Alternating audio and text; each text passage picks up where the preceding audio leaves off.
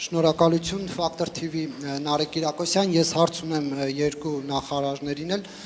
Պարոն Լավրով, դուք եկել եք մի երկիր, որի դեմ եւ Լեռնային Ղարաբաղի դեմ Ադրբեջանը կիրառել է մեծականակ ռուսական զենքեր, ինչի հետևանքով հայաթափվել է Լեռնային Ղարաբաղի Հանրապետությունը եւ օկուպացվել են Հայաստանի ինքնիշխան տարածքներ։ 44-օրյա պատերազմի մեկնարկի դրությամբ ադրբեջանական բանակի զենքի 60%-ը եղել են Ռուսաստանից եւ Բելարուսից մատակարարվածները։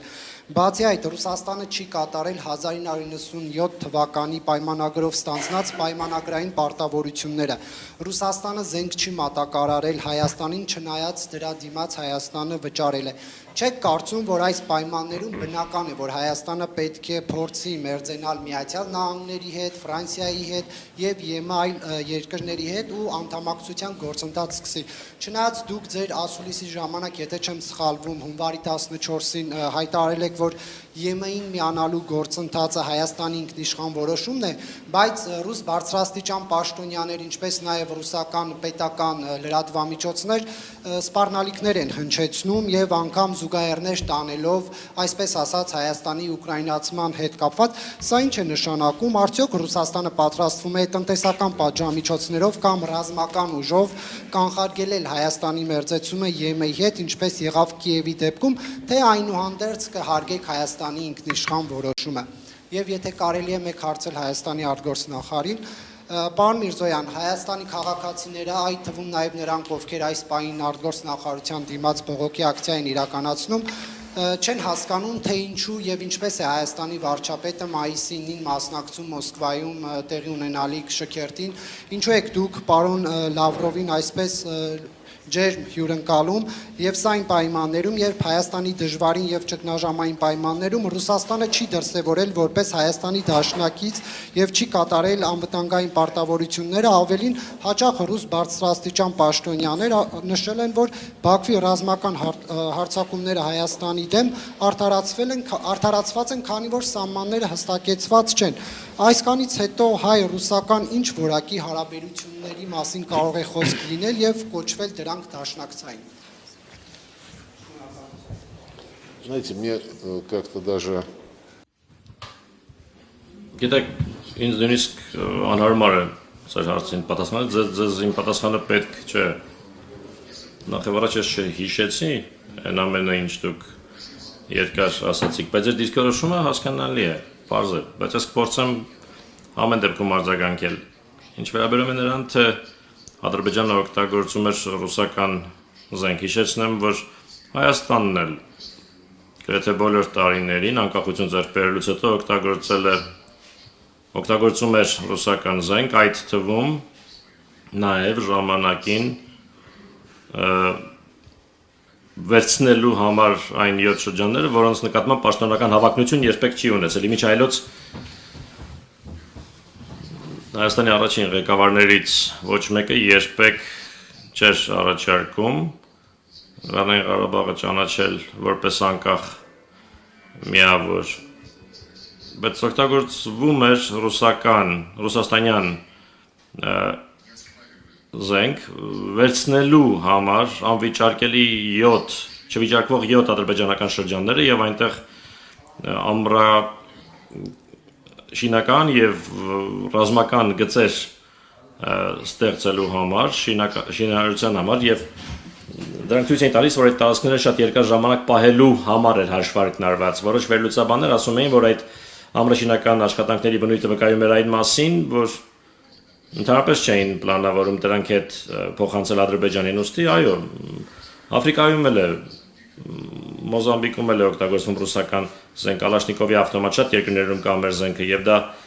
չի նշանակում, թե այդ զենքը ամենուր օգտագործվում է այն նպատակներով, որոնք օրինակ համահունչ կլինեին բոլորին ձեռնտու սկզբունքներին։ Ձեր հիշատակած դրվագները վճարում մատակարարումների հետ կապված եւ չկայացած մատակարարումների հետ կապված։ Մենք այդ դրվագն այսօր քննարկել ենք, մենք կարգավորել ենք այդ հարցը, այդ վճարումները հաշվանցվել են այլ նպատակների, այստեղ հակասություն չկա, նոր մատակարարումների առումով մենք այո հիմա ունենք իրավիճակ, որում մենք ստիպված ենք ինչպես եւ պատմության մեջ բազմիցս կրվել ամբողջ Եվրոպայի դեմ, որը հերթական անգամ նացիստական կարգախոսների ներքո Զելենսկու ռեժիմն առաջ մղելով կրվում է մեր դեմ։ Գործնականում բոլոր եվրոպական երկրները եւ զենք, ինչպես հասկանում եք այս իրավիճակում, որը հասնում է Ուկրաինա շատ է, ժամանակակից զենք է եւ այդ զենքը մեր պատասխանն է պահանջում եւ մեր հայ բարեկամները համոզված են մեզ հասկանում են, որ նման իրավիճակներում մենք չենք կարող մեր բոլոր պարտավորությունները ժամկետում կատարել, բայց անգամ այդ իրավիճակում բոլոր հայ գործընկերների հետ պայմանագրերով նախատեսված համակարգերը փոխանցվում են եւ մենք այդ պրակտիկան կշարունակենք։ Ինչ վերաբերում է այլ երկրներում զենքի գնումներին, որևէ խնդիր չկա։ Դա մեր հայ բարեկամների ընտրությունն է, եթե իրենք ցանկանում են ունենալ ֆրանսիական բազա լրացուցիչ մատակարարների համար, խնդրեմ, եթե որևէ այլ երկրի, խնդրեմ, մենք որևէ բան չենք պարտադրելու, բայց իհարկե, երբ դաշնակիցը հիմնվում է Ֆրանսիայի նման երկրից ռազմական մատակարարումների վրա, որը գլխավորում է, այդ երկրը գլխավորում է թշնամական ճամբարը եւ անձամբ նախագահ Մակրոնը եւ իր բոլոր նախարարները պարզապես ատելություն են շնչում Ռուսաստանի նկատմամբ եւ համարում են, որ այն միակ խնդիրն է Ուկրաինայի հակամարտության չլուծման համար, բայց իրենք լուծում ասելով հասկանում են հրադադար առանց որևէ պայմանների առնվազն մեկ ամսով կամ ավելի երկար ժամկետով, որովհետեւ մենք կարողանանք հանգիստ միջավայրում լրազինել Ուկրաինային, որ Ուկրաինան կարողանա իր պաշտպանական դիրքերը ուժեղացնել։ Ընդ որում այդ կոչերը առանց պայմանների հրադադարի մասին հնչեցվում են մի քանի տարի լրիվ այլ դիրքորոշում ունենալուց հետո, որը ձևակերպում էին Եվրոպական միությունը եւ ՆԱՏՕ-ի անդամները, իսկ իրենք ասում էին երկար տարիներ ոչ մի բանակցություն չի լինի, քանի դեռ Ուկրաինան չստանա Ռուսաստանից ավելի ուժեղ դիրքեր եւ ընդհանրապես չեն լինի բանակցություններ, ասում են, քանի դեռ Ռուսաստանը ռազմավարական պարտություն չի կրի։ Հետո 180 աստիճանով շուր եկան եւ հիմա արդեն ոչ թե ռազմավարական պարտություն, այլ հրադադար, որպեսզի Ուկրաինան լրազինվի։ Քաղաքական իմաստով իհարկե Ֆրանսիան հանդես է գալիս որպես թշնամական պետություն, ուստի մեր դաշնակիցները իրենք պետք է որոշեն, թե որտեղ է ավելի լավ զենք գնել։ Նույնիսկ այն ամենով հանդես ինչ ես ասացի։ Իսկ ինչ վերաբերում է, մի բան ասացիք հունվարի 24-ի մասին,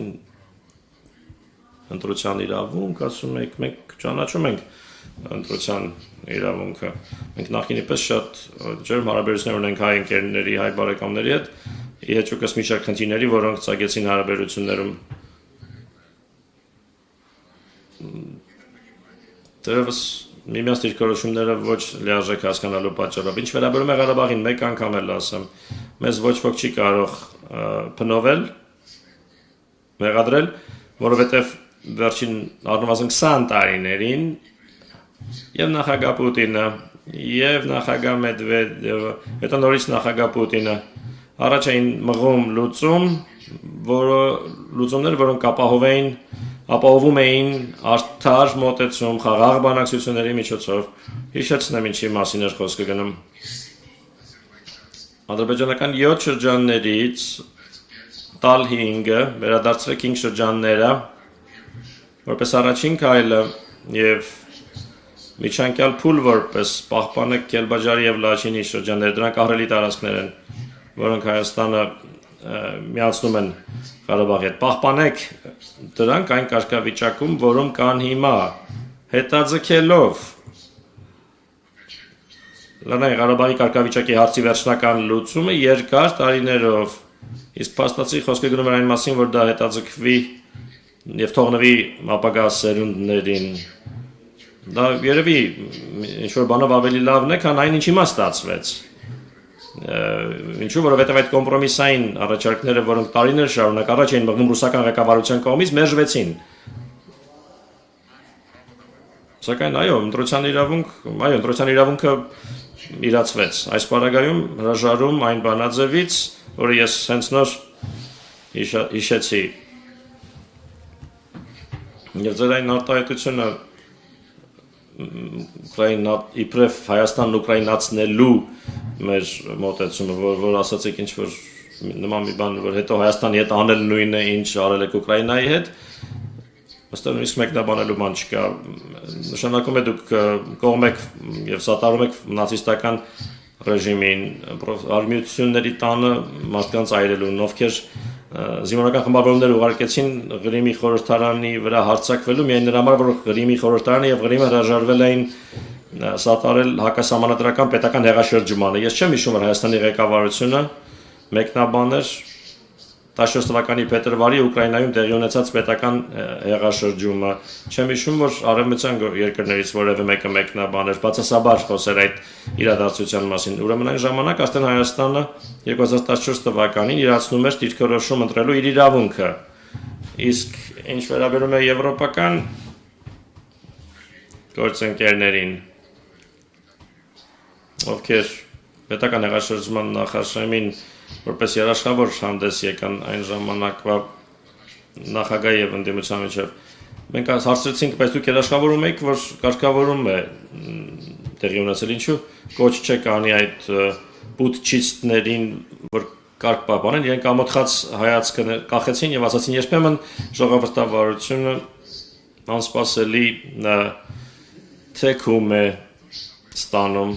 անսպասելի ընթացք է ստանում, նույնը ԱՄՆ-ը գնաց, մի կողմ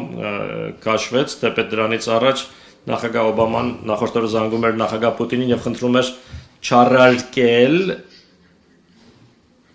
կարգավորման համաձայնագրի ստորագրմանը, որը պիտի լիներ Եվրամիության երաշխավորության ներքո, խոսելով ԱՄՆ-ի մասին 2014 թվականին փետրվարից քիչ անց պետական հեղաշրջման փորձ եղավ Կամբիայում։ Դուք հետաքրքրասեր անձնավորություն եք, նայեք ինտերնետում այնտեղ կա հայտարարություն, ԱՄՆ-ի պետական դեպարտամենտի հայտարարությունը Գամբիայում հեղաշրջման փորձի մասին, որտեղ ասված է, որ ԱՄՆ-ը երբևէ չեն սատարի իշխանության փոխանցումը ոչ սահմանադրական ճանապարհով, այ իրենց հարցրեք գալիս, լինում են չէ ամերիկացի գործընկերները այստեղ, մամլոասոլիստների գալիս են, իրենց հարցրեք ինչու Գամբիայում չի կարելի, իսկ Ուկրաինայում կարելի է։ Իրենք ձեզ հավանաբար կասեն ինչ-որ բան, ինչ-որ սուբյեկտիվ հանգամանքների մասին, բայց իրականում Գամբիայում կառավարություն էր, որին ամերիկացիները սատարում էին, իսկ Ուկրաինայում նախագահ էր, ում իրենք ուզում էին իշխանազրկել եւ իրենց մարդկանց այնտեղ դնել։ Դա համար ես չեմ տեսնում պատճառներ, որևէ պատճառներ Հայաստանի ուկրաինացման համար, Հայաստանը մեր դաշնակիցն է, մեր ընկերն է, Հայաստանը չի Հայաստանը ռուսաց լեզուն, ռուսական մշակույթը անօրինական չի հռչակում, օրինական իրավունքներից չի զրկում էթնիկ ռուսներին եւ նրանց, ովքեր պարզապես ուզում են ռուսերեն խոսել Հայաստանում ընդունված չեն օրենքներ, որոնք արգելում են այդ ամենը, մի տարբերություն Ուկրաինայի։ Այդ օրենքների ցանկը այսօր մենք փոխանցեցինք մեր ընկերներին, որևէ տեղ, որևէ երկրում չկա որևէ լեզվի արգելք, խոսքը ոչ պետական լեզվի մասին է, որևէ երկրի, որևէ լեզվի, եթե այդ լեզվով խոսողները քո երկրի բնակիչներն են, մենք պարզեցինք, որ Հայաստանում արգելված չէ ադրբեջաներենը, իմիջայլոց Ադրբեջանում, այդ թվում այժմ նաև Ղարաբաղում, սահմանադրությամբ Ադրբեջանի արգելված չէ հայոց լեզուն, իսկ այ Ուկրաինայում ռուսերենը արգելված է, Իսրայելում արաբերենը արգելված չէ, արաբական երկրներում եբրայերենը արգելված չէ։ Ուկրաինան այդ առումով ունիկալ պետություն է, երբ մենք լսում ենք Եվրահանձնաժողովի ընդլայնման հանձնակատարի հայտարարությունները, տեկին կարծես Կոս ասում է իբրև ամբողջ Ուկրաինան կատարել է բոլոր նախնական պայմանները եւ կարելի է սկսել անդամակցության բանակցությունները եւ այն բանի ֆոնի, որ Ուրսուլա ֆոն դեր Լայենը, Կայա Կալասը եւ մյուսները հայտարարում են, թե պետք է օգնել Ուկրաինային, քանի մինչեւ որ հաղթի, որովհետեւ Ուկրաինան պաշտպանում է եվրոպական արժեքները, դա նշանակում է, որ Եվրոպան իր արժեքներն է համարում նացիզմը